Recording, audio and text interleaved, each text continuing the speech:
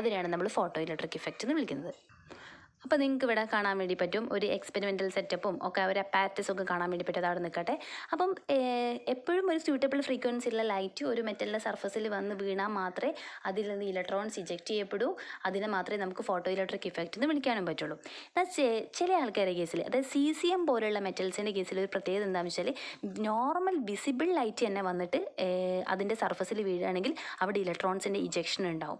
എന്തുകൊണ്ടാണെന്ന് ചോദിച്ചാൽ CCMത്തിന് law ionisation enthalpy മാത്രമേ ഉള്ളൂ. അപ്പോൾ CCM എന്ത് ചെയ്യാറുള്ളത് നമ്മൾ വൈഡ്ലി യൂസ് ചെയ്യാറുണ്ട് ഇൻ ഫോട്ടോ ഇലക്ട്രിക് സെൽസിലൊക്കെ നമ്മൾ യൂസ് ചെയ്യാറുണ്ട്. അപ്പോൾ നിങ്ങൾക്ക് ഇവിടെ ഒരു ഫോട്ടോ ട്യൂബൊക്കെ കാണാൻ വേണ്ടിയിട്ട് പറ്റും. അതായത് ഇവിടെ ദിസ് ഫോട്ടോ ട്യൂബ്, ഒരു ഫോട്ടോ ട്യൂബൊക്കെ കാണാൻ വേണ്ടി പറ്റും.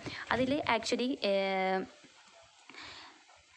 അതിൻ്റെ അകത്ത് എന്ന് പറഞ്ഞാൽ നിങ്ങൾ നോക്കുന്ന സമയത്ത് നിങ്ങൾക്ക് അവിടെ ഒരു photo sensitive metallic surface cathode ഉണ്ടാക്കിയിരിക്കുന്നത്, നെഗറ്റീവ് ഇലക്ട്രോഡ്സ് ആയിട്ടുള്ള കാഥോഡ് ഉണ്ടാക്കിയിട്ടുള്ള ഒരു ഫോട്ടോ സെൻസിറ്റീവ് ആയിട്ടുള്ള മെറ്റാലിക് ഇലക്ട്രോഡ്സ് ഒക്കെ വെച്ചിട്ടാണ് ഉണ്ടാക്കിയിരിക്കുന്നത്.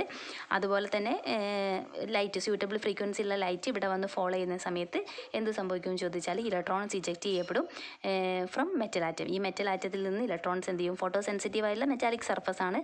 അപ്പോൾ ലൈറ്റ് ഇവിടെ വന്ന് ഇവിടെ വന്ന് വീഴുന്ന സമയത്ത് ഇലക്ട്രോൺസ് എന്ത് ചെയ്യും ചോദിച്ചാൽ ഇവിടുന്ന് എമിറ്റ് ചെയ്യപ്പെടും.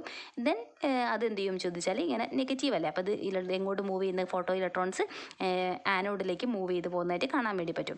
ഓക്കെ, ദെൻ ഇവിടെ ആ ഒരു ഇലക്ട്രിക് കറൻറ്റിൻ്റെ ഇലക്ട്രോൺസിൻ്റെ ഫ്ലോ അല്ലേ, അപ്പോൾ ഫ്ലോ ഓഫ് ഇലക്ട്രിക് കറൻറ്റ് അവിടെ ഒക്കെ അറിയുന്നുണ്ട്. അത് നമ്മൾ ഇൻഡിക്കേറ്റ് ചെയ്യാൻ വേണ്ടി നമ്മൾ അമ്മീറ്റർ യൂസ് ചെയ്യാറുണ്ട്. ഈ സർക്യൂട്ടിൽ നിങ്ങൾക്ക് അമ്മീറ്റർ കാണാനൊക്കെ പറ്റും. അപ്പോൾ ഇത്രയേ ഉള്ളൂ.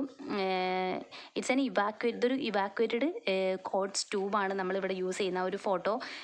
എന്താ പറയുന്നത്, നമ്മൾ ഓൾറെഡി പറഞ്ഞു നമ്മൾ എന്ത് യൂസ് ചെയ്യുന്നുണ്ട്, അവിടെ ട്യൂബ് യൂസ് ചെയ്യുന്നുണ്ട് എക്സ്പെരിമെൻറ്റ് കണ്ടക്ട് ചെയ്യാൻ വേണ്ടിയിട്ടുണ്ട്. അപ്പം അതായത് ഈ ഒരു ഒബ്സർവേഷന് വേണ്ടിയിട്ട് നമ്മൾ യൂസ് ചെയ്യുന്നത്. അപ്പോൾ അവിടെ നമ്മൾ മെയിനായിട്ട് യൂസ് ചെയ്യുന്നതെന്ന് പറയുന്നത് ഒരു ഫോട്ടോ ട്യൂബാണ് നമ്മൾ യൂസ് ചെയ്യുന്നത്. ഫോട്ടോ ട്യൂബ് എന്ന് പറഞ്ഞാൽ ഇറ്റ്സ് ആൻ ഇവാക്വേറ്റഡ് കോഡ്സ് ട്യൂബാണ് നമ്മളവിടെ യൂസ് ചെയ്യുന്നത്. അവിടെ നിങ്ങൾക്ക് ഒരു കാഥോഡ് കാണാം, ഒരു ആനോഡ് കാണാം. കാഥോഡ് എന്ന് പറഞ്ഞതാണ് എന്തായിട്ട് നമ്മളിവിടെ കൺസിഡർ ചെയ്തത് ഒരു ഫോട്ടോ സെൻസിറ്റീവ് ആയിട്ടുള്ള മെറ്റാലിക് സർഫസ് ആണ് കാഥോഡ് എന്ന് കരുതുക. അപ്പം ഇവിടെ ഒരു അമ്മീറ്റർ ആണ് ലൈറ്റിൻ്റെ, അതായത് നമ്മൾ എന്തിൻ്റെ പ്രസൻസ്, കറൻറ്റിൻ്റെ പ്രസൻസ്, ഇലക്ട്രിക് കറൻറ്റിൻ്റെ പ്രസൻസ് ഇൻഡിക്കേറ്റ് ചെയ്യാൻ വേണ്ടിയിട്ട്. ഓക്കെ, അമ്മീറ്ററും കൂടി കാണാൻ വേണ്ടി പറ്റും. അപ്പോൾ ഇലക്ട്രോൺസ് ഇവിടെ നിന്ന് ഇങ്ങോട്ട് മൂവ് ചെയ്ത് പോകണം. അത് ഇവിടുന്ന് വരുന്നതെന്ന് ചോദിച്ചാൽ ലൈറ്റ് വന്ന് വീഴുന്ന സമയത്ത് ഇലക്ട്രോൺസ് ഇവിടെ ഇജക്റ്റ് ചെയ്യപ്പെടുക ചെയ്യുന്നത്. ഓക്കെ, ദെൻ ഇവിടെ ഒരു കാര്യം കൂടി ഇതിൻ്റെ കൂടെ പറയാനുള്ളത് എന്താണെന്ന് ചോദിച്ചാൽ ഒരു മെറ്റലിൻ്റെ സർഫസിലേക്ക് എല്ലാ ലൈറ്റും വന്ന് വീഴുന്ന സമയത്ത് എല്ലാ ഫ്രീക്വൻസിയുള്ള ലൈറ്റും വന്ന് വീഴുന്ന സമയത്ത് അതിൽ നിന്ന് ഇലക്ട്രോൺസ് ഇജക്റ്റ് ചെയ്യാൻ പെടണമെന്നില്ല. അങ്ങനെ അതായത് ഒരു മെറ്റലിൻ്റെ സർഫസിൽ നിന്ന് ഇജക്റ്റ് ചെയ്യപ്പെടുന്ന ഇലക്ട്രോൺസിനെ നമുക്ക് ഫോട്ടോ ഇലക്ട്രോൺസ് എന്ന്